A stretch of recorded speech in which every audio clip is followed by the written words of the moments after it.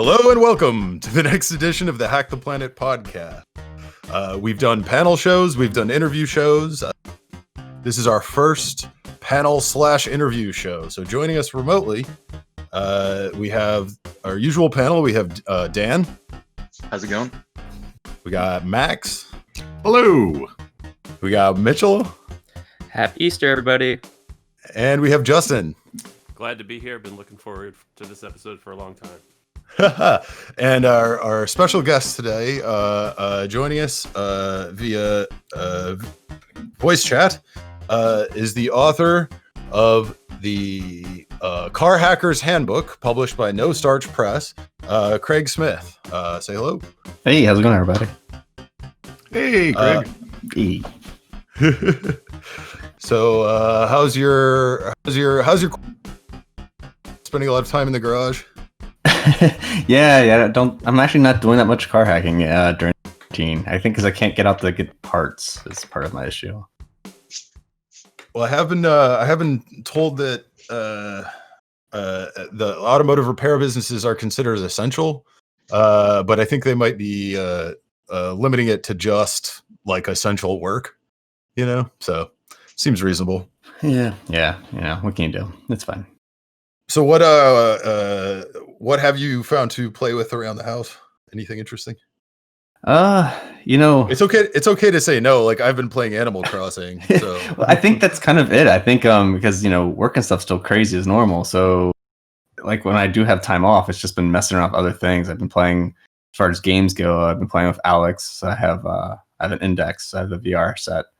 So I've been doing that, and then I work on a game engine on the side with has like which part Rust is what the back end's written in, and the front end UI is written in Godot. And so those are the things I spend my time with. Wow, you're not going on easy mode there. I read some stats earlier today. The site that compiles like how many people are writing in what programming language actually published their annual results. Yeah. It turns out that more people are currently writing COBOL than Rust. I just saw that news article. My wife brought it up, like, there people are looking for code. Yeah. I will never admit it. I did learn it, but I will never admit it. Well, some of that is true, but also I've heard rumblings that the call for COBOL programmers is really just to sort of put a mask over the fact that there's some human processes that they wanted to blame on technical processes. I can see that. Yeah, I mean, that could be part of it, but a lot of it, it's like all of the banking stuff, all the financial stuff from the 80s, is all written in COBOL, and banks are uniquely resistant to changing anything while it's still working. Right. That's very true. Yeah. So I've definitely seen a lot of that in person, like COBOL over RPG. And then that'll be like the database underneath a full modern looking, Java web application. COBOL over rocket propelled grenade. What? Yeah. That's one way. It was a rotational database thing from it might as well be. But tangent. So, Craig, this is super cool book. If anyone hasn't read this, I highly recommend checking it out. I feel a little weird about plugging this while you're on the call, but there is a totally free PDF copy of the book on your website at opengarages.org. Yes, don't feel weird about that. That's the whole point. That's the deal with No Starch. Is it had to be Creative Commons if he was going to publish it. So I was like getting a little nervous there. No. I was on the Strange Ukrainian website. Well, yeah. In fairness, the first time someone did send me a link to this, it was on a strange website that wasn't this one. But well, it is a so yeah, we had we talked to Bill, and he has an interesting take on DRM, which is that I think he basically just looked at the numbers and figured it wasn't affecting his sales, and so he shouldn't worry about it. But I hate DRM. You hate DRM personally? Yeah. So my background's reverse engineering, and And so I've spent a decent amount of time doing reverse engineering, specialized in removing DRM for a long time for money. And and so if I didn't believe it before, I really don't now. It is just a times game. So if you don't think, if you're looking for like a silver bullet, it's definitely not something that's going to help. If you're just looking to buy yourself like, I don't know, a week or two on a release, sure, whatever. But that's it. You're just buying some time, and it's not much of anything, and it screws over the consumer. Just really hate it. Really hate it. It makes interoperability so pleasant. Oh, it's just awful. I love HDMI synchronization issues. Pretty much anywhere DRM's used, it just goes to crap. That's all it is. It definitely slowed down all the piracy. You can definitely. Oh yeah, like piracy never happens anymore.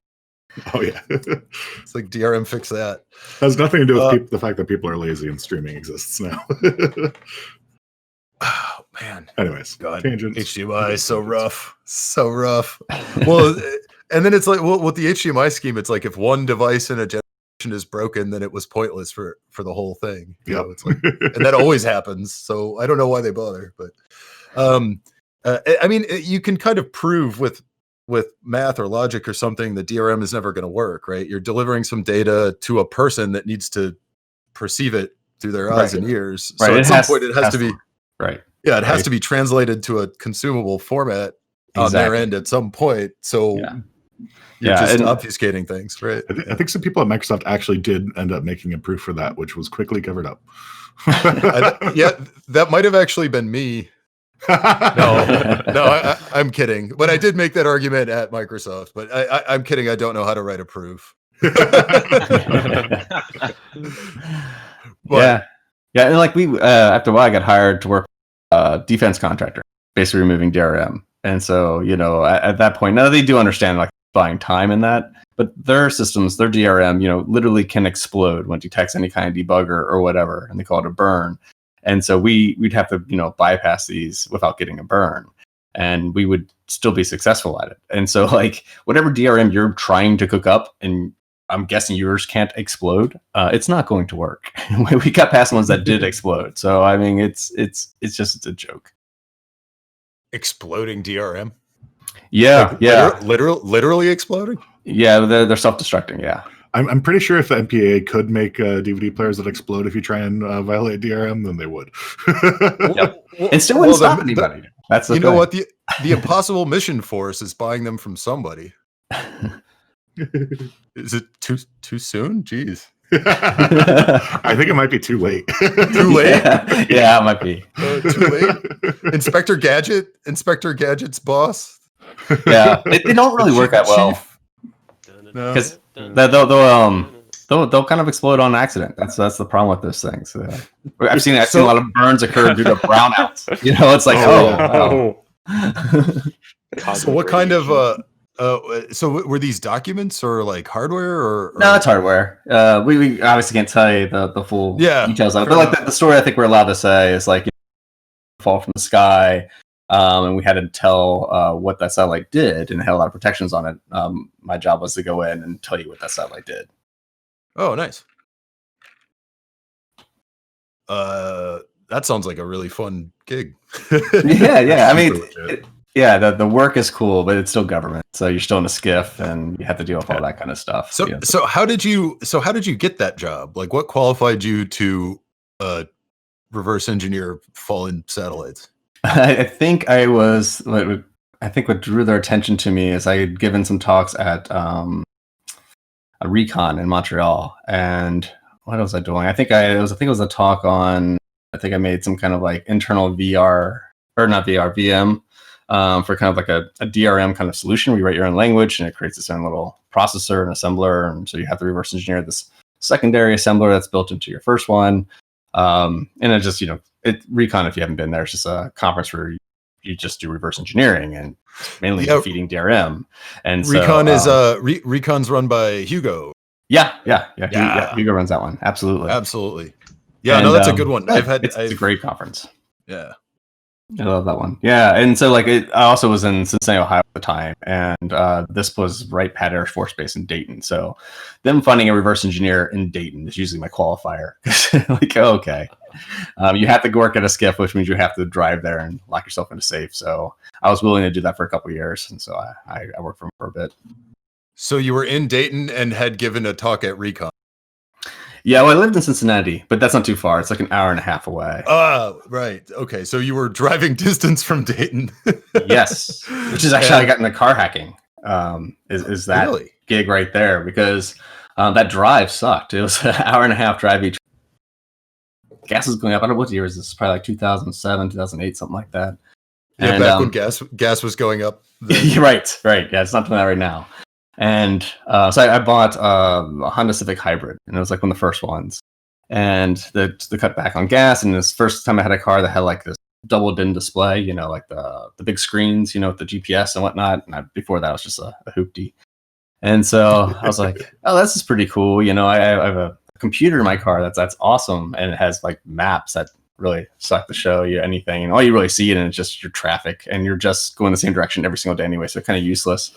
So I decided it'd be cool if I reverse engineered that infotainment center during my lunch, so I can make it play music videos, because that would be way better to watch while I'm driving into work. Any particular music video? Yeah, I was in like Dirty South back that time, so it was a lot of Ying Yang Twin. Ludacris, I think, was in there. And I thought you were gonna like have it so like someone gets in the car, the doors lock, and it starts playing Rick Astley. That would be excellent. Yeah, or have Jigsaw, you know, pop up and tell them some scary things. Oh yeah, that's the new ransomware. I probably shouldn't give anybody any idea. Break line's been disabled. You have 30 seconds. The sending Bitcoin. That's how that works. Yeah. So it was that. So it was actually reverse engineering that type of system to get music videos, and I ended up learning a lot about those. I knew nothing about cars at the time, or even how those infotainment centers work. It was super weird too, because it ran a Hitachi SH4 processor, which I had never heard of. I don't know if you guys are familiar with that one. I've heard of it. I'm not. Does that have an architecture anyone might be familiar with? Well, it's in the Dreamcast. That's the thing. I knew the Dreamcast. That's what it is. That's why it was familiar to me. Right, yeah. It's not familiar. I never did assembler or anything on that before. So, you know, it wasn't too hard to kind of figure out. But then I had that processor, and so then I had to go read the whole data sheet for that. I don't know if anyone really, like, not as many people reverse engineered the Dreamcast, because you didn't have to. It just didn't have any. Yeah. No, but didn't have any copy protection. The processors were pretty well, because they had a pretty big demo scene. I think the processor was somewhat well documented on it. Yeah, and IDAPRO actually supported it, so it wasn't too bad using that one. And all they had, I think, for the there was just a hidden DVD tray. This is now I have to go back, and it's like over 10 years. Jesus, it was like a DVD tray that had a bunch of files on it that were just like fat file system. And so you can see EXEs. They were just compiled for a different assembler. So that wasn't tough. And I think what I'd make some changes. So you start typically the way you start kind of reverse engineering anything like this, or you're expecting some kind of protection. So you end up changing like the boot screen. You know, that's the goal, because that's usually something that they don't protect. You know, because everybody white labels things. And so even if you have like signed image and stuff, you typically don't do your boot screen, because if you sell it to somebody else, they can then replace the image with whatever they want, and you don't have to deal with key exchanges and whatnot. So I did that, and that worked fine. And then I think I want strings in an executable to make sure that worked, and it didn't. And I was like, here we go. Now we're gonna have like the DLFI keys. I have to find out like what kind of encryption they're using, blah blah blah. And then started digging into it, and I found out, there's a text file in the root directory like md5sums.txt. And it was just all the exes with the sum. So simply updated that file, wrote that to. We have execution on the radio. Was fine, and they just had to figure out a couple other things. That I did turn off all the map detection stuff. I found that was obnoxious, so I documented how I did that, how to turn off that thing that, you know, allows you or prevents you from making copies of maps, throwing that in there. You know, your backup copies, of course. So that wasn't a mitigation against, like, for security reasons at all. That was just a mitigation against random corruption on the flash, right? Yep. Yeah. Yep. Exactly. That's actually there's like a requirement in your driving too. You were going to say something about requirement? Oh, I was going to say that it's a common requirement in vehicles that because they have those the flash chips of embedded computers in cars, planes, and boats, they just randomly corrupt themselves at a pretty surprising rate. So there's often a requirement that there's some extra checksum checking, right? But it doesn't have to be a secure hash or anything. It's just like MD5 is fine. Sometimes it could be a CRC32, but it's pretty funny. So you ran afoul of a robustness mitigation rather than a security mitigation. Yeah, and the thing that's obnoxious about it is because they had that protection, for the mapping CD, you could of that disk and throw that in there because you're in a hot car all the time. So as long as you had the original copy, that had some protections to make sure that its files were accurate. But once that CD starts to go bad, there was no way for you as a consumer to make a backup copy without my patches. And so I added those. Which is kind of ironic that you had to bypass the MD5 for that, but whatever. It's like, so it's fine with the DMCA. Yeah. Well, I'm sure they were still probably mad about it, but whatever, it's fine. But yeah, after publishing that's when they're losing so much money on their. They're not losing any money, so like I don't even see why they could be mad. They live in a weird bubble. Like eventually, after doing this stuff, I ended up going to do like a panel at one of the infotainment conferences in like Long Beach, and it was just really weird. Just a big group of people just talking to themselves about how awesome they are, as opposed to any of the real problems going on. And so by the time my panel, which was like at 4, so it was like late in the day. Yeah. I was kind of tired of all this this kind of like patting charge back and whatnot. And I remember getting up there and saying like, these maps and everything, that's not what people want. This is just fairly useless. And of course they got upset. But I was like, we all came down to this thing in Long Beach. You all probably took like an Uber or you took a rental car, and every one of you probably took your phone or they put their phone in front of this $1,200 display with the map on it. This doesn't work. I was never invited back to that conference. Wrecked. Oh man, that's beautiful. It is a nice like smooth flat surface you can put one of those suction cup phone mounts on. Yeah, that's all they're good for. I mean, it's such a waste. I think they're starting to get there a little bit, but no, the infotainment group is they're a different group. So how'd you get from the infotainment display to the CAN bus or other parts of the car? Not necessarily in one attack, but like just right, because that didn't lead me into the CAN bus. Yeah, so Battelle has this thing. They're another company that's in Ohio, Columbus, Ohio, and so they happen to be kicking off this nonprofit portion that they do of their business. Most of their stuff is government, but they have a small portion, like 10% or something like that, has to be kind of done for a no profit piece. And so they decided to do a vehicle hackathon. And for this, they were bringing a bunch of high school students and freshmen from college. So they're basically things that teachers have recommended and said, like, this student's really good in robotics or whatever, and I think he'd be a good fit. And so then they want to get a group of people kind of together that would be mentors and kind of help these students along. And so they contacted me for that. I was like, well, I mean, infotainment stuff, but I don't really know cars. They say, oh, it's really not that hard. Like the car part, we can teach you the car part. The car part's easy. But what we need is somebody who can help students think outside the box. Like when there's no book or anything that tells you how to do something, like how do you progress? Which makes sense. I mean, something I didn't really think too much of. But yeah, that's not something that's easy for schools to teach. Schools are always on a curriculum. So how do you teach people that you don't actually need these books or this curriculum? Pretty forward thinking of that school too. I'm a little impressed by that school. Yeah, yeah. But Battelle was the name of the school, or what was the name? So Battelle isn't a school; they're a government group. But they reached out to schools to get basically select students to kind of participate, and they were going to pay for them to fly out or take a bus out to the facility for doing this car hacking for the first time.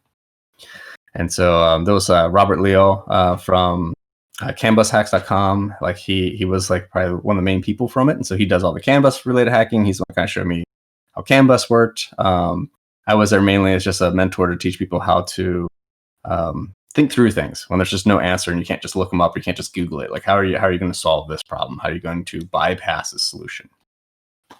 And then it was like a week-long thing. So the first 3 days, we basically just gave them classes. these poor kids. It was like an hour of Wi-Fi, an hour of like just exploit development, an hour of reverse engineering, an hour of discrete logic chips, an hour of CAN bus. And we did this for 2.5 days, I think. And then we had 4 cards. They're all the same. We broke them up into 4 groups. And then they got to start playing on it. And then Thursday, they had 24 hours to just find all the hacks they can. And on Friday, they would talk about it. And so they would present it.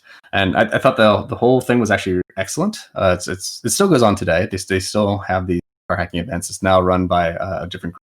But it's awesome. It's very cool that they did this. The only thing I did not like is they had a very strict NDA on it. So nobody could really talk about any of the findings, and there were some, or any of the details really. And so that I thought really sucked. That's one part I did not like, because while the auto industry was up there, they were of course super sensitive to doing something like this.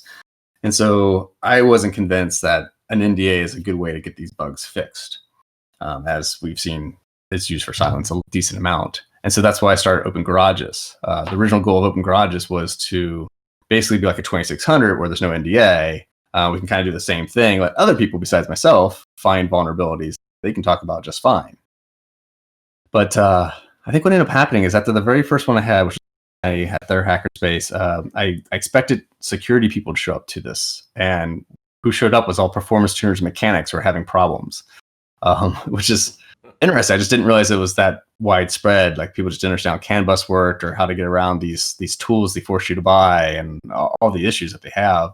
So then we just made it more generic and more open for everybody to just kind of like any kind of hacking or reverse engineering you need to do on your card, understand how it works. That's what we're going to focus on. And then that's pretty much how I got started on that. And I wrote a book to kind of make it easier for some of the students that I'd have some classes every so often. So the book was mainly for them. And then once you write a book, then everybody thinks like, oh, well, you must be an expert in this. You wrote a book. So humble. In this day and age, even stringing a full sentence together is pretty impressive. It's true. It's true. Yeah, I guess the bar was a lot lower than I realized. It's so low. It's really bad. But no, that's really I've actually never heard it framed that way. I'm really impressed by the teacher that kind of went out and thought, hey, we need to hire somebody who can just I like the framing of someone who can make progress, when there isn't any documentation. Or what was the line? I don't have a set line, but yeah, it is basically like where if you don't have a book or any way that's going to tell you through that problem, how do you solve it anyway? Like, that's when you're self-taught, it kind of just comes naturally when you've done it enough. But when you're not self-taught, like it seems super abstract and very well. That's one thing. It is one thing a lot of hackers have in common is that we're all self-taught, and it seems maybe on the surface that makes a lot of us very different. In that the way we actually approach problems can be drastically different. Yeah.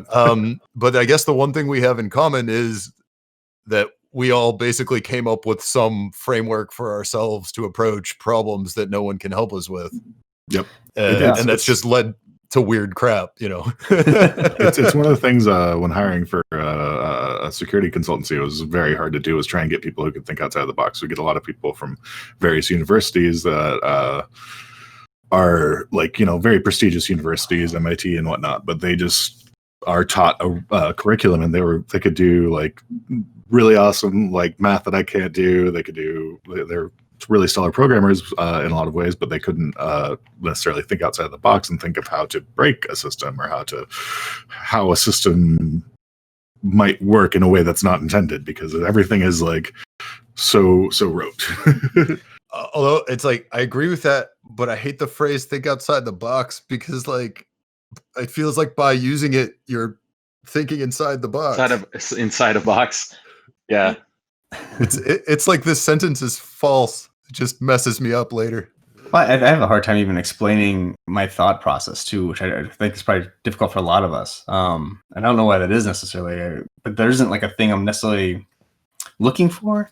It's like I used to just refer to it as like, oh, I'm just shaking the tree, or I'm waiting for something to act strange, and then I just latch on to it. But that's not great thing. It's not a great way to describe it. I just don't. It's tough. I tend to think of it, or I try to explain it to people in terms of like threat modeling. I'm usually trying to think what is winning to me in this context, and what is the easiest way to win. You know, but that I did kind of want to ask you when dealing with cars, sort of what is the threat model? And I guess you were kind of touching on that by talking about the hobbyist. And I will say, before I even got into the security industry at all, decades ago, I knew people that were into having their ECUs modified so that they could do like performance tuning and like lie on emissions. Right. Basically, that started being a thing in the mid '90s when cars started. In '96, cars were required to have CAN buses of some kind, even if they didn't really do anything yet. So you started to have like a lot more computerized ECUs, and people would reverse the firmwares, modify the firmware so they could like flip a switch, so like they could run in performance mode all of the time, and then I don't know, turn it off sometimes. But then when they went in to get the emissions checked, it would just plug into the computer, ask the computer for its log data, which would be all lies, and then you'd pass emissions, right? Yeah. So this, I know that is a huge community of people that has existed for a long time. So it doesn't surprise me that that's like a big, user base for your book or information. Yeah. And the thing is, like, there's always been like this, like, I don't know how to put it, but basically, like the auto industry, of course, well aware of performance tuners. They're not enemies. They're like, super fans essentially. And so while they may be doing things that, the parts you don't want are you don't want them blowing up your engine, then bring it back in on a warranty. That's what you don't want. But the rest you don't care about, honestly, because you're just going to buy more stuff and you're hype the car up and it's all good. Makes sense. But what's go on. Yeah. Oh, I was just going to say, a lot of these people, when they're modifying the car, although they're making modifications to the car that aren't street legal, they're usually just taking them to rallies or like racing tracks. They're not usually doing a lot of illegal. And that's on them too. I mean, if you do something like that, that's on you. Whatever. But it's not. It's more that maybe the modifications aren't forbidden by law per se, and maybe it should be something that if you own a car, you're allowed to do, and then it's on you whether or not you take it on the street or keep it on a course in like an illegal configuration. But I mean, that's I mean, you bought it, right? So in my mind, you bought it. You feel about that. Yeah. So when you're thinking about kind of coming at a car, sort of what would the critical kind of failures be from the car's point of view, or what would you be most interested in doing like from a threat model perspective? Yeah, from a threat modeling perspective. Yeah, so I mean, it varies. Usually I typically like to do my assessments on components more so than the entire car. So if it's like a telematics and infotainment kind of thing that has a threat model of like, usually you're looking, you'll have like your threat boundary lines being like how far away from the vehicle you can be. So if you can do this over the cell line, that's basically, anywhere in the world, but if it's over Bluetooth, it's, how many yards that is. And then physically, attached to the car, that kind of stuff. So you kind of, escalate that way. But if you are looking more towards like something you were talking about, like protection against performance tuning, what I actually try to do is, and it varies, it's going to be on the company. Some companies do this differently. But I like to focus on like, what is it you actually care about? Do you actually care about, somebody making these changes on the vehicle, or, just the warranty piece? You just don't want them bringing it back in and doing insurance fraud essentially. And so you can make it so that you can secure a vehicle from remote attackers, but still allow somebody physically there to make firmware modifications and not be able to bring it back in for warranty. And that's really what you should be going after. So it's a little more complex threat model than probably like a web server per se, but it's not that different. So they could be more interested in like tamper evidence. Exactly. Rather than preventing somebody from modifying the firmware at all. Yeah, so you could do a thing where maybe you put a jumper on the ECU, certificate, because we're changing the encryption now, and it used to be like really crappy security access tokens on CAN, but now we're going to full on certs. So if we go to full on certs, it makes some of these like mods for performance tuning and just even repairs super hard to do. And so what you really kind of want to do is you kind of want to put a backdoor. You want a backdoor that the owner can do. And when you, like, say, put that jumper on so you can overwrite the root, when you do that, you can blow a fuse on the CPU to kind of says, hey, warranty's been voided. This way, if they resell the car, they bring it back in, it's been modified. Maybe you want the modifications, whichever, it doesn't matter. But at least you've protected that piece and you allow the person to keep going. So this way, if the manufacturer maybe stops making that vehicle or anything could happen. This is where DRM will become a problem if you don't have this back.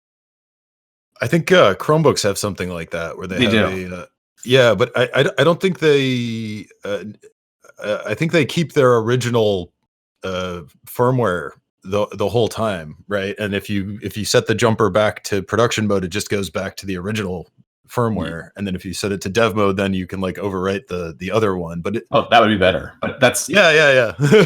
That's going to cost them more to make that, so they probably won't because it takes extra memory. Yeah, I didn't come up with that, but yeah, it's a solution in the same space for sure. Yes. Awesome. Yeah, that's super interesting. So that's where I want to see the industry go. And so I've worked on some of the right to repair, trying to get them in the right direction. It seemed like for the most part, the that when they start doing security, like they saw Chris Valasek and Charlie Miller, and they had that big thing where they like took a Jeep on public roads and then shut it down like with a journalist inside. That caused a knee-jerk reaction, which is good. It's great to bring attention to these kinds of things, but it also caused people to kind of go too far in security without really thinking about all their users. Because if you do try and lock everything down and DRM it and whatnot, then you're going to have a lot of problems down the road. And when you bring up like, hey, what are you going to do? Like, because like, see, car companies only like they have warranty for like 11 and a half years, and then after that, it gets sold off to somebody else to maintain the maintenance and whatnot.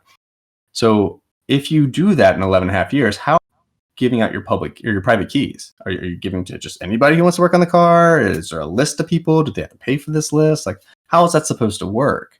And usually when you talk to people about that part, they're like, I don't know, I won't be. And so it's kind of a problem. So I'm really trying to get ahead of it. Yeah, that's actually really interesting. And the auto industry is kind of unique in that there's actually some legal protection around the right to repair. There was that 96 law that made everybody standardize on CAN, but also I think it also allowed K-line or something. But also there's a 2006 law that enforced standardization in firmware, like ECU firmware updaters, so that there's actually there's a requirement that the way that the firmware is updated is over a standard interface, so that garages don't have to buy a bunch of separate dongles. I think that wasn't that a largely testing, that second part, so that they can verify that the emissions part hasn't been fucked with, but you can modify the rest of it. That was more the 96 law. The 2006 law was 100% about the right to repair, and it was like all the mechanics lobby pushing back on overly proprietary firmware update methodologies in increasingly computerized cars. But I forget the exact name of the law at the moment, but that is there's another ISO standard that has to do with firmware updates for ECUs that cool. Yeah, it has a standard way. It doesn't really you don't have to lay out your and the security access token is unique per thing, but it's a step in the right direction.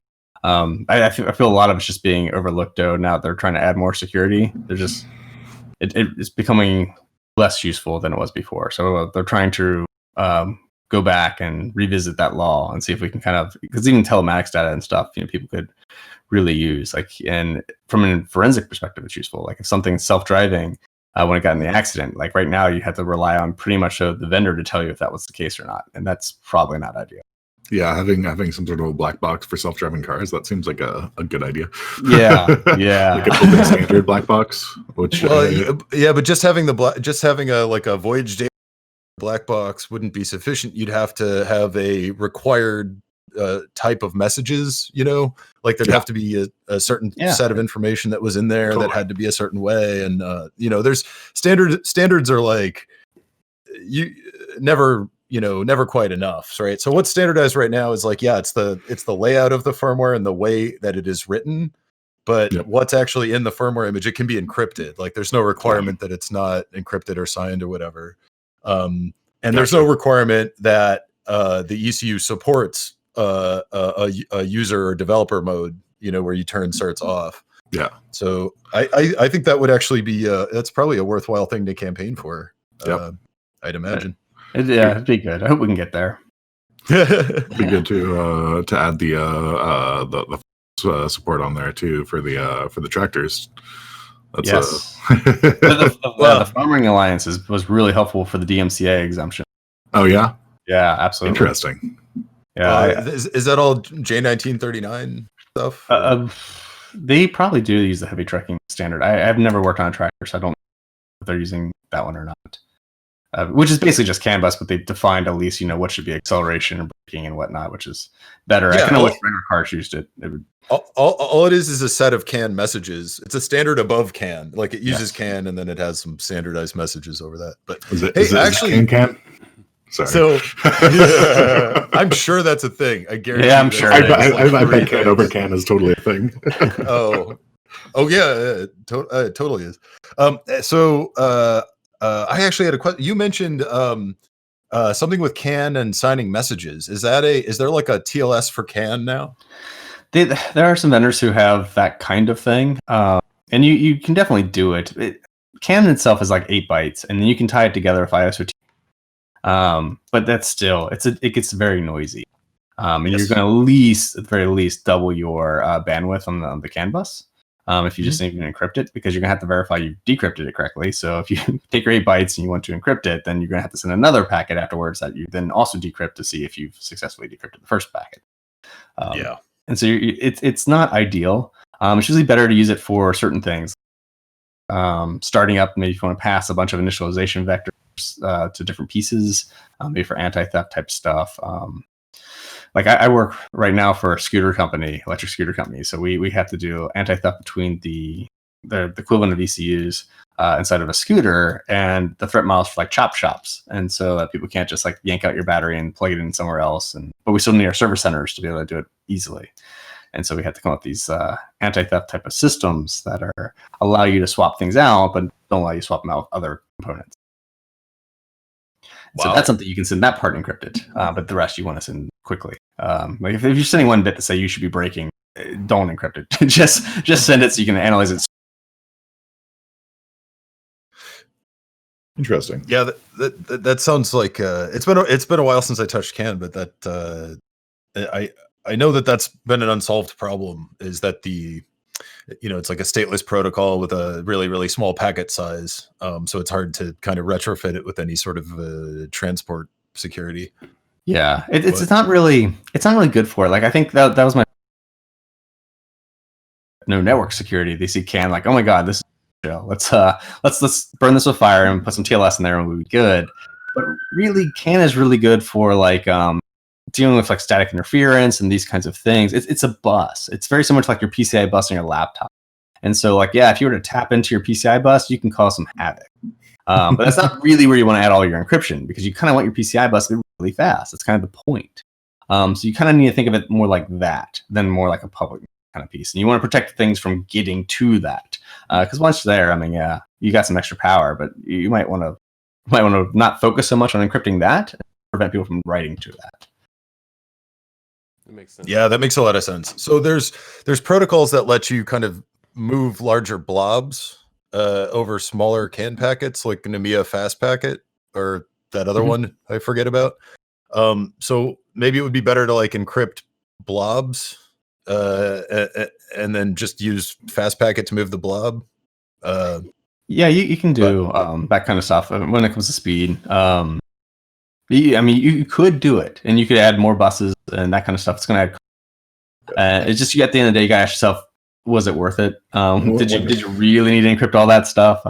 Some pieces you might want to. Larger amount too. You need to be able to do some sort of active error recovery too. if you're Yeah. encrypting When a it large comes- blob. when Otherwise, it comes you're gonna down- lose the real time nature. Sorry. You don't want somebody to replay the encrypted blob and have it still have the same effect. So you're gonna have to have it. Yeah, you need some kind of nonce. It Yep. makes a whole, and pretty soon you've got TLS. You know? Yeah, I know exactly. Exactly. Yeah, but there actually is a problem here, and you kind of touched on it. It has to do with like liability in self-driving cars, or even liability in like heavy tractors. Dump trucks is a big theme. You know, if the lift on a dump truck fails and like crushes a garbage man, that's a big lawsuit. Right. So the thing with CAN is all of the sensors are on the CAN bus for the vehicle. And so if you do have a black box or voyage data recorder, it'd be just recording messages from the CAN bus. But the problem is there's no way of like attesting that those are not spoofed messages, so to speak. Like there's no way of validating that those messages were really generated by a particular piece of hardware. That is correct. Yep. Yes. So physical access to the CAN bus, just because of like increased liability, and people could basically generate whatever messages they want. The threat models get really interesting. Yeah. And the thing is, like, I get torn on this one a bit too, because mechanical, we're allowed to modify those all day. We can take a blowtorch to them, no big deal. Sorry, And- who again? Anybody, right? If you buy a vehicle, you can just modify your vehicle, and Yeah. nobody cares, and it's fine. And yes, you could cause liability issues, sure, doing that. But for some reason, when it comes digital, we change our mind. It's like, oh, and once ones and zeros, then it would be unsafe if we allow somebody to modify a self-driving car. And I don't buy that. I just really don't buy that. I feel I'm allowed to take a hacksaw to a car, but I could change the binary code on it. I don't think so. I've seen pictures of a car that drives around. I think it was Houston with large spikes on the tire axles, like something straight out of Mad Max. I believe those are decorative. But I mean, but it'll definitely mess up the car. I think of it more like, so you have some self-driving car, and all of the components in the self-driving car are made by different companies. And if the self-driving car like runs over a garbage man, I don't know why I'm picking on garbage man, but there it is. So the self-driving car runs over a garbage man, and someone needs to get sued, right? And like, if all of these companies are trying to figure out like who to point the finger at, it would be difficult to blame any of the sensor companies. Yeah, exactly. If a sensor fails and that causes an accident where someone is injured, in the context of liability. Yeah, it is. It would be difficult to figure out where exactly the failure came from, or to point a finger for sure. A black box would help figure out digitally, that a message caused it. And to know if it was the right one or not, the best you'd have, I think a lot of them have this, they occur every so many seconds, and it's a timed interval. It's not guaranteed, they can always replay. But yeah, but the problem, you can usually tell when something's been injected. Yeah, well, I mean, if can you though? Because it's all one loop, right? So, Right. I mean, so if somebody else, a third-party device, has to inject it, you can't inject when in between when they inject, and so you get this extra weird heartbeat. It's almost like a glitch when you do clock glitching. You're like throwing in this extra packet to cause it to go off, and sometimes because the original device is still communicating, you can't usually shut that one up. You usually have to talk louder than that one or right after that. So there's like a double packet, like the real information, and then right after that one, your fake information that you actually want the device to respond to. And so if you were recording while, you would see that. No, yeah, for sure. But you see a lot of other noise on the CAN bus anyway. And it would be possible to inject a packet cleanly and have other like normal packets actually collide a bit. Sure. Yeah, you definitely can. It can be done. And I've seen even things to fight against this. And a lot of times it's on like, I've seen a couple where it's like the power usage between the devices is almost like a fingerprint. I mean, you could do things. You're getting a little crazy, but it's possible. They actually, they do that power level thing with fiber optics to try and detect people tapping into fiber optic lines. They'll pay attention to the power level. I've heard that. Yeah, so you could do something like that to tell it's a different device that's transmitting. Because I mean, if you took over the infotainment, probably use as opposed to attaching an actual device, you could use an existing one. You just got to get code execution on it. Well, that's kind of just to pop up a level in case not everyone followed where we just went. The idea is like if I that University of Michigan team, like one of the first exploitable car bugs, they made a CD that had a maliciously crafted wave file that they could stick into the CD player and actually get code execution. And for some reason, the CD player was tied into the CAN bus. So there was a CAN controller chip on it, and once they had code execution, the CAN controller could send as well as receive, and they could actually issue messages out on the CAN bus.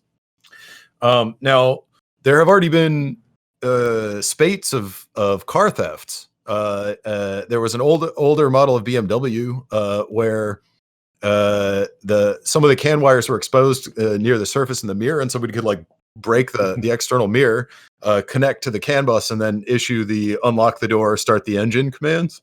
Wasn't there one that had a taillight too? Yep. There have been a few of these over the years. So so if you got code execution on like a CD player, you could conceivably issue any kind of CAN message that could, if the CAN bus isn't like segregated, correctly, you could even do like ECU commands. You can, make the engine go harder or turn off. So I'm sort of curious about like, so you were saying like one way you could detect that happening is through like looking at the timing of messages and maybe looking for anomalies there, or potentially looking at power levels. But for the most part, it's the things that talk on the bus are not really identifying themselves. It's like if you can talk on that bus, you're sort of trusted, right? Yeah, there's not even a source or a destination. It's just a general category ID essentially. Yeah, so it's like a shared bus that all the important messages are on. Since that University of Michigan team got code execution through an actual CD, that was I don't know, 10 years ago at least. Yeah, that's actually what Battelle was based on. So Battelle saw that paper and they want. So it all ties into that. So what has happened with since that original work, like in that time period, the thing that's happened is a lot more cars are like directly connected to the internet all the time. Yes. And so for commercial vehicles, it's been like telematics. There's been a lot of like logging where your dump truck is, but for like and Teslas, come with a cell phone built in. I mean, for there was a Carl's Supersats talk a while ago that basically owning it through the ARPS network. That was the OnStar. OnStar basically had any computer with OnStar was connected directly, basically from the old first generation cell phone network directly to the CAN bus. Well, there were two OnStars, so that was only true of the first party OnStar that actually was in like GM vehicles. For the aftermarket OnStar, it didn't have a CAN bus connection. Oh, okay, interesting. But yeah, like CAN is definitely common in almost all of the modern cars, and it's common in the infotainment center too. Like if you've ever been in a car where the radio gets louder when you get faster, it's connected. I mean, obviously. That seems like a dangerous thing to have. Must turn the volume up. Well, so with that in mind, let's segue to Justin's question. So like when you're looking at like wireless attack surface for a car, what are you looking at now? Are you looking at like SS7 for like cell backplane stuff, or I mean, yeah, sort of. You kind of can. So you'll set up using cell, fake tower kind of deal to kind of start like OpenBTS or something. Exactly. Yep, that's exactly what it'll do. And so unless they give you something, but that's usually what you'll have. And this is the nice thing actually about when you're doing telematics. They're usually directly tied in together. They're not always the same device, but they're usually really close. If you've done any kind of IoT hacking, it's exactly the same. You're going to go through the exact same things you do normally. Yeah, on occasion you'll run weird like Hitachi SH4 processor, but for the most part, it's the same old. And it's honestly getting easier because the processors are getting more normal. NVIDIA's used a lot now. It's stuff you just recognize. And so the only piece, if you want to get into car hacking, that you really need to like look at is like how CAN bus works, and maybe a couple other lines. Like if you were to download the book, there's the things in there to kind of show you like how to get a wiring diagram. Kind of see like, oh, okay, well this has these buses on it, and then just look up how those buses work. And at that point, you pretty much know how the car works. You won't know all the details, but you're going to know how to get exploits, how to find them, how to get code execution, and then you'll be able to like broadcast on that bus. Now you still have to figure out like what kind of packets you want to send. But if they're different for every make, model, and year. The CAN bus IDs and whatnot are different. So you're gonna have to do a little bit reverse engineering there typically. So the CAN bus is the shared message bus that all of the components of the car use to talk to each other. So you're saying that the easiest way to understand what the car is, like what the car is doing, is to just understand the messages on that bus. Yeah, if you want to even go there, like your code execution can stop at all the fun stuff there. Honestly, like you probably don't even need to get on the CAN bus. You have the microphone to turn on. You can listen to the conversations in the car. The phone gets connected to that. The GPS is already there. I mean, what else are you gonna do? I mean, you can try and control the car, but there's gonna be lag. So it ain't gonna be like Fast and the Furious, where you're gonna remotely drive them around. That doesn't work. Aww. Yeah, sorry. The legs. How long till that works? I guess 5G, maybe. 5G.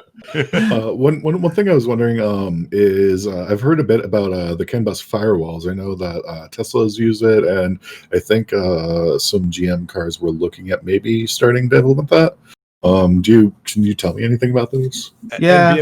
And BMW had something. They have their own proprietary thing, and then the CAN bus, and then a bridge between them. But sorry, go ahead. Yeah, Germany has done this for a while. They've had it from the OBD plugged into.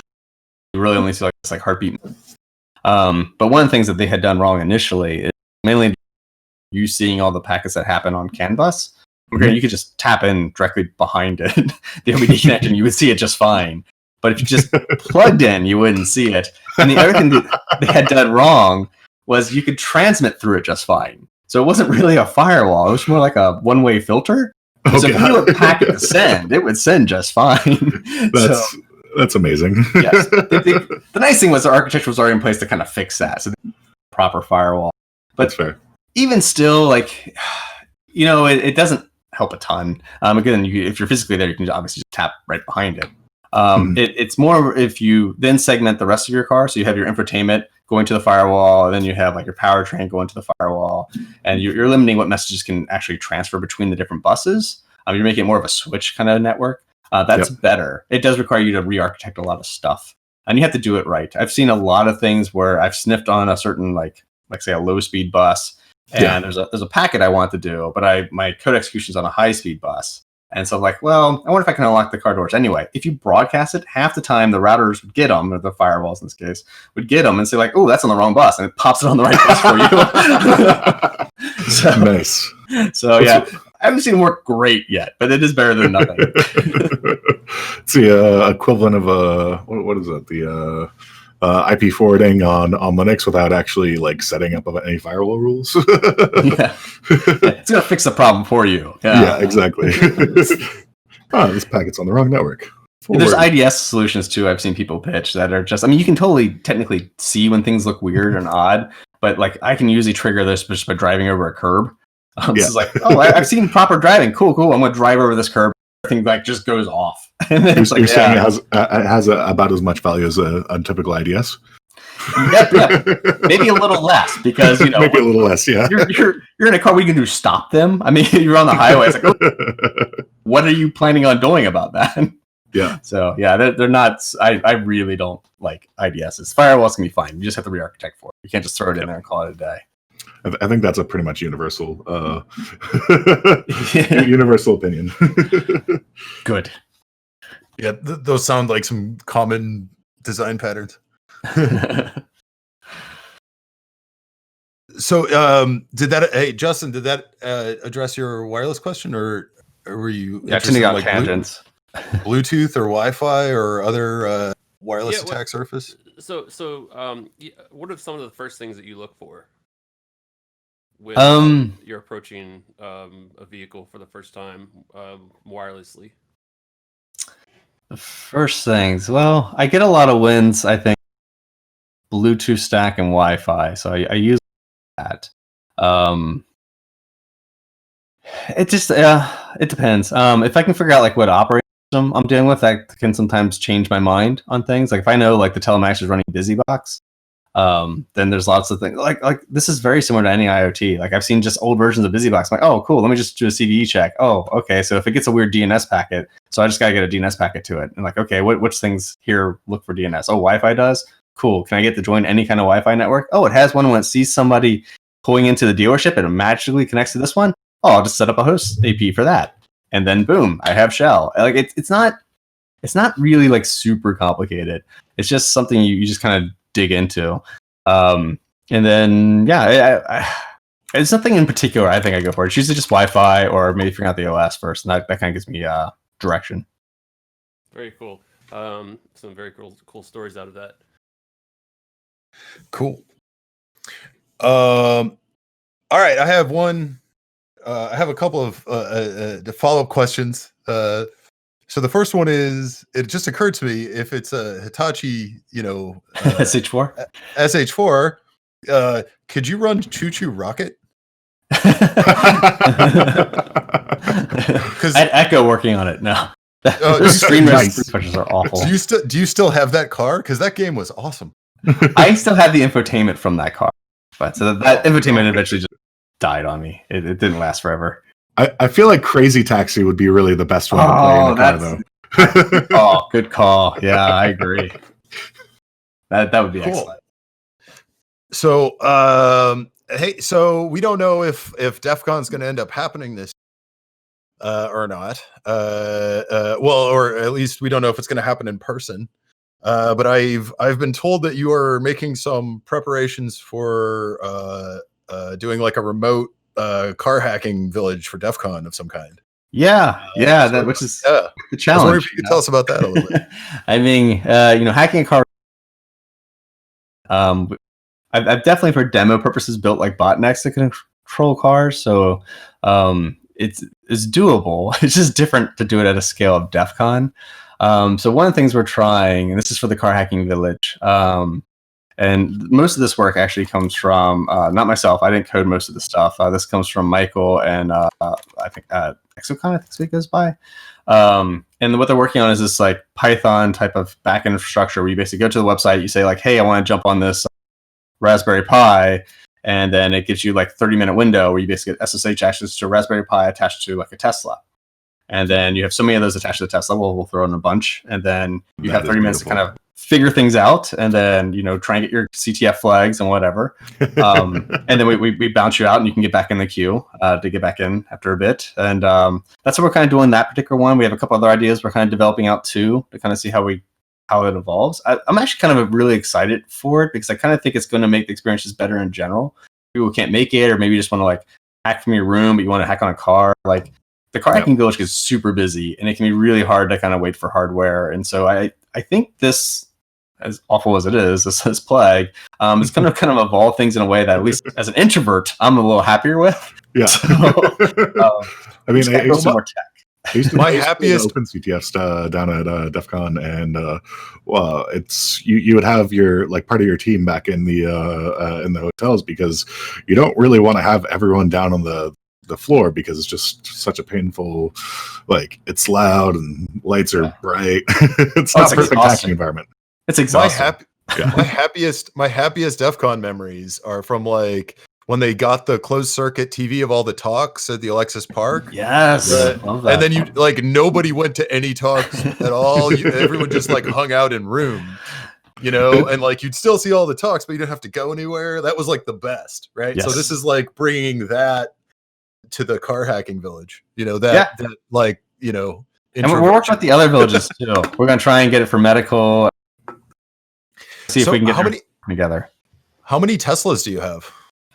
Right now we have one for this. So GrimCon is coming up, I think Tuesday, as of this recording, and we're going to do a demo of it there. So if anybody's going to that virtual conference, you can jump on the Car Hacking Village there, and you can kind of see this. We'll have one Tesla there, and I think we're putting at least 4 Raspberry Pis inside of that Tesla that you can jump on. Does that cost money? That's a great question. We'll look it up, and if it's free, Yeah. we'll include a link. That'd be on the good. site. Yeah, that's the thing. Most of these conferences did charge, but once they went virtual, they stopped. So I actually don't know a particular one. Yeah, the virtual conferences have been great. I actually just logged into the remote version of Easter Egg, which is a CCC German conference over this last weekend. That was pretty interesting. Nice. See, I think we're evolving for the better.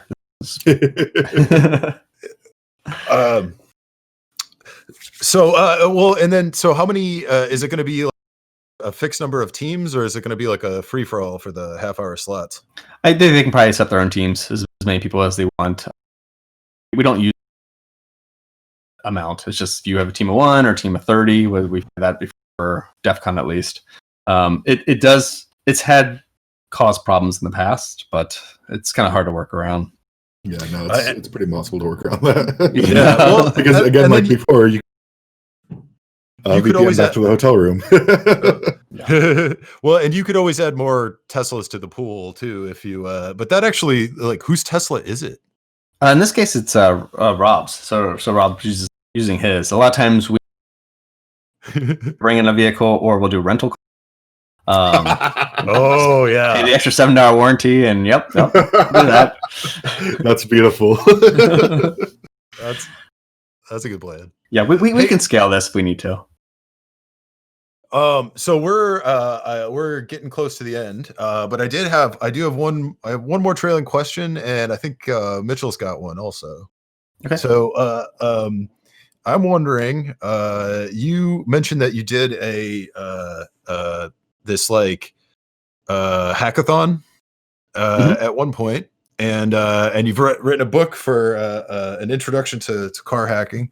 I'm wondering if you had any recommendations that we haven't already talked about for like good projects for beginners, or like inexpensive tools that you'd really recommend for doing this kind of work. If somebody was just like totally, I think this has been a great conversation. I think there's been a lot of really good clues for people.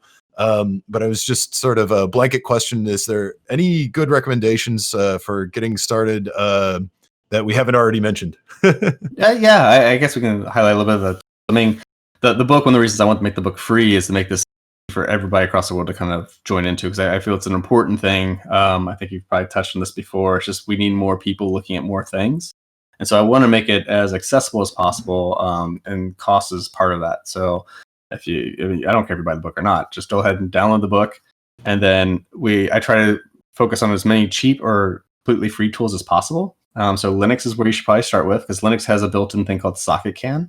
SocketCAN is a universal kind of CAN netlink layer. So it basically works more like a network device. If you're comfortable with doing TCP dump, you'll be very comfortable working on CAN bus from Linux, because you can do a thing called CAN dump. Actually, you can even do TCP dump if you really want to. I just don't recommend it.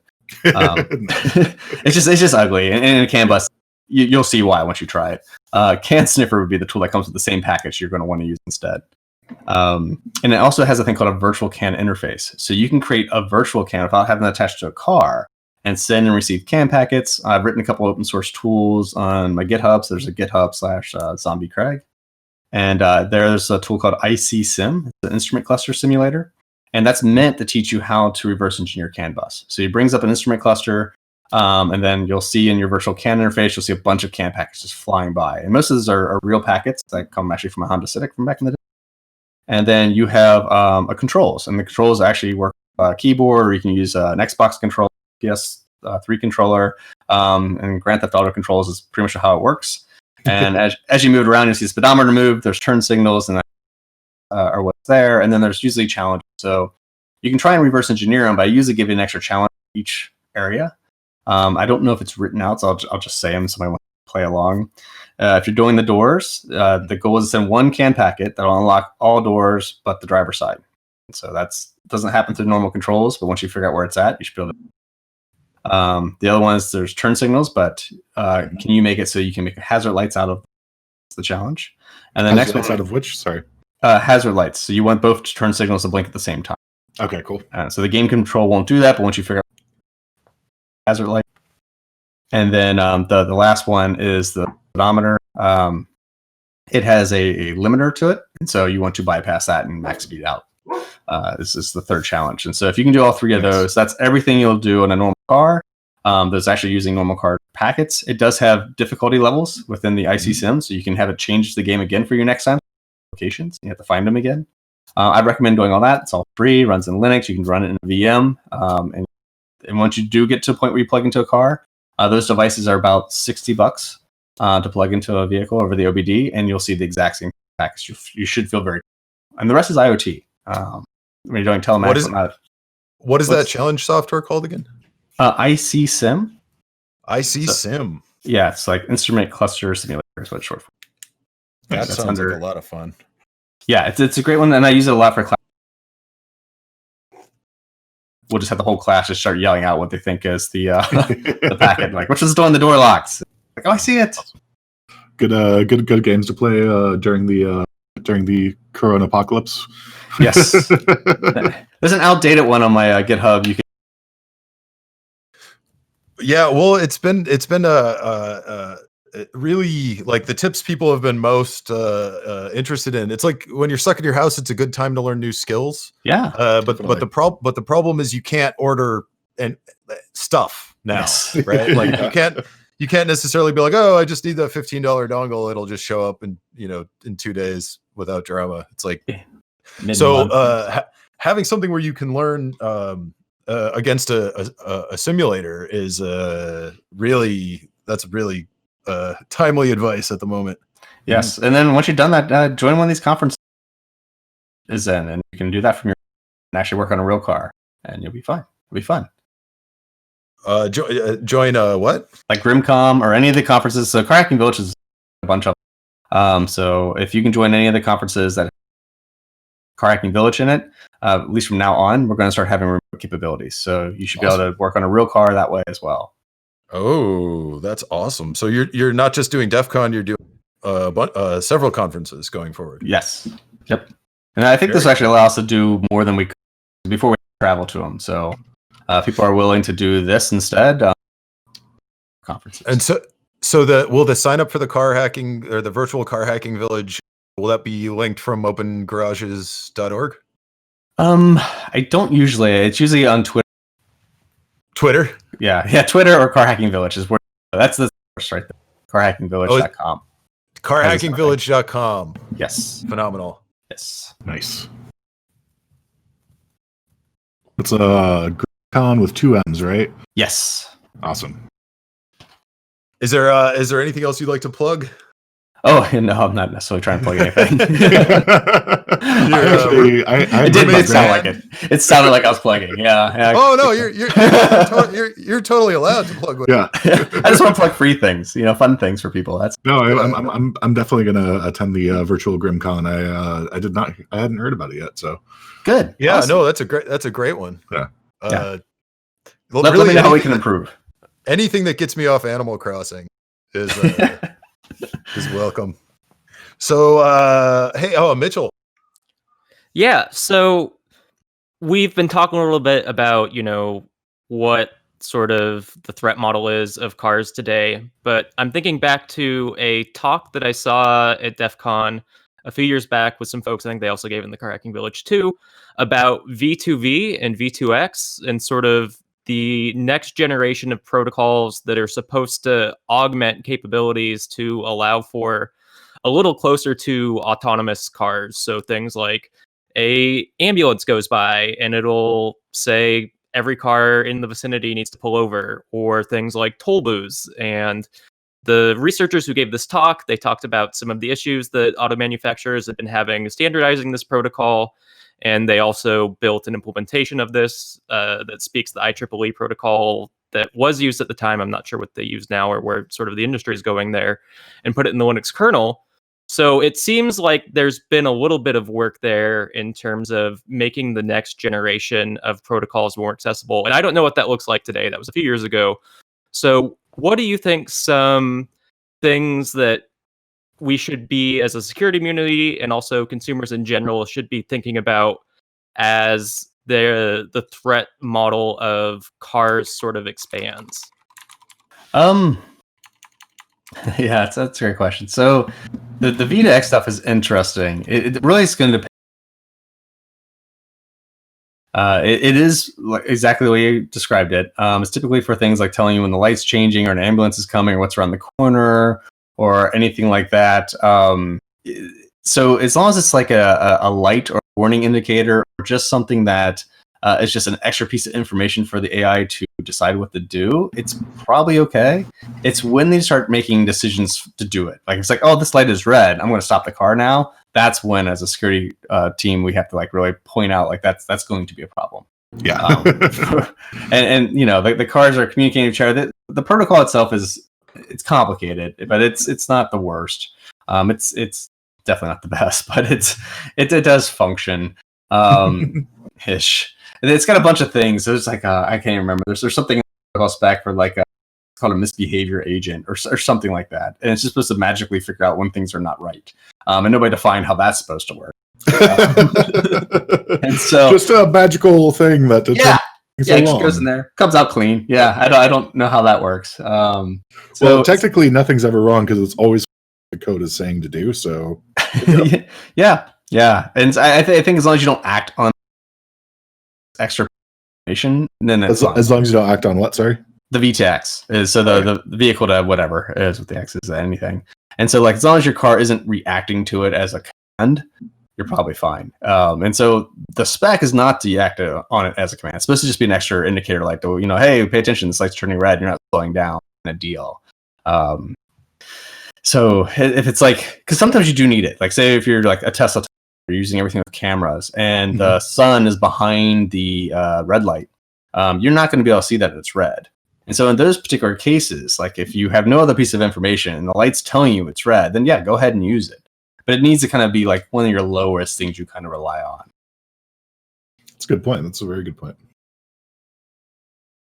Awesome. Well, we are sort of winding down now. I feel everybody's blood sugar collectively drop off. But before we get all the way to the end, hey Dan. Yeah. Do you have any questions? Yeah, I do. I have a couple questions. One, I wanted to expand on, add a little color to one of the topics we were talking on before. Specifically, you know, you had some opinions about what CAN bus is good for, what kind of like performance requirements and things that apply constraints to controls that could be implemented on CAN bus. From your perspective, what are some of the features today that are commonly implemented on CAN bus in a lot of consumer vehicles that really shouldn't be, or should be moved off as quickly as possible? Like what are the biggest anti-patterns basically? Yeah. I don't know that I'm against CAN bus too much from a vehicle operation perspective. And usually when they start doing more higher end things, like say they're doing a remote display for like say your 2 instrument cluster like deals, kind of like how Tesla has, they have like there's basically 2 of them, one in the middle console, one in the center, or one behind the steering column and one in the middle. Those actually use automotive Ethernet or just straight up Ethernet. And so those actually do use TLS. So I haven't seen too badly on CAN bus. CAN bus typically is more on the real-time operating system type of things that I've seen, and I feel that that's a good place for it and it's a good use for it. It just needs to be on separate buses. So when you do connect things that are like way more capable, like an infotainment center, you have to just be very aware that you've also connected to the CAN bus. And so, you know, segmenting that as much as possible and protecting that is an area you want to do. But I can't think of any like real packet that you shouldn't necessarily put on it because it does do a really good job for real-time operating system things. Okay, cool. And then the other question that I had is that, you know, obviously you're very active and you participate a lot in this space. What are either projects, tools, events that you're looking forward to in the year for car hacking specifically, beyond the ones that you're actively involved in, of course? Well, I don't have anything in particular. I don't know of any new events that are. To be honest with you, there's a Cybertruck and a Cybercar. Cybertruck is actually really good, and that's relatively new. It was based on the one I mentioned before, Hotel. So that's the Cybercar Auto Challenge, and that I think it's in June or July, and that one still kind of has NDA, and some of the issues I kind of lamented about that still exists. But Cybertruck is way more open, and I think because they're more open, they've expanded a lot faster. They use the J1939 that kind of came up in the, and so heavy trucking is a little more open on how things work because they're going to interchange parts a lot more often through their supply chain and whatnot. So you don't have to do this, everything's a secret kind of piece. And I think because of that, their collaboration's higher, and so they've actually evolved a lot faster. So that's something I think is a really good thing to do outside of the normal kind of like car hacking village type thing. But outside of that, I don't know of another event. This is Cybertruck, no relation to the Tesla Cybertruck, right? Oh, right. Yes. No, nothing to do with Tesla. I forgot. That's all right. So I think everyone collectively forgot about that. Yeah, there's an event called Cybertruck. Yes, there is an event called that. Not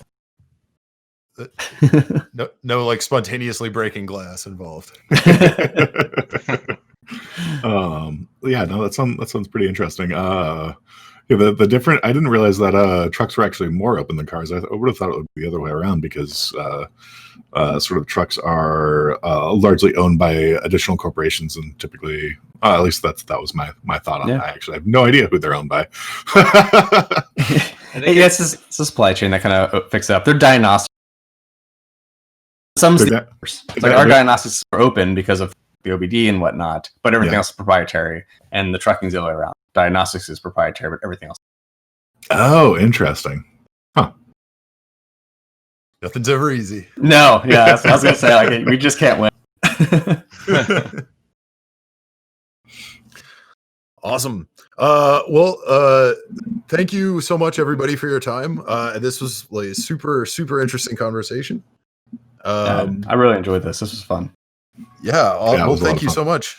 Anytime you want to dial in, we could. You're welcome back. Reoccurring guest. Yeah. Reoccurring guest. You can interview the. You can interview the next guy. Oh, that's a good way to do it. This is your first time at Fight Club. You must fight. Zombie keeps respawning. Yeah, but I think this has been. I've really appreciated all the other people that are putting some kind of content out, especially if it has some links to something I can go, play at home right now. So I think let's throw all the domains out there right at the end so people can go to them right now. Yeah, absolutely. What was Craig? What was your site? So there's opengarages.org. Opengarages.org. Yes. So they have a mailing list. It's typically mechanics and performance. That's also where you get the hand. There is GitHub, and I'm Zombie Craig on GitHub, and so there's a bunch of open source car related tools on there, a bunch of other things too. But IC Sim is the one we talked about that one. Yeah, IC Sim. That sounds awesome. We'll have a link to that in the write up, and also GrimCon. Which is at grim-co.com. And we'll have a link to that as well. Awesome. Great. All right. We got to remember how we end this thing. Remember, hacking is not just a crime. It's a survival trait.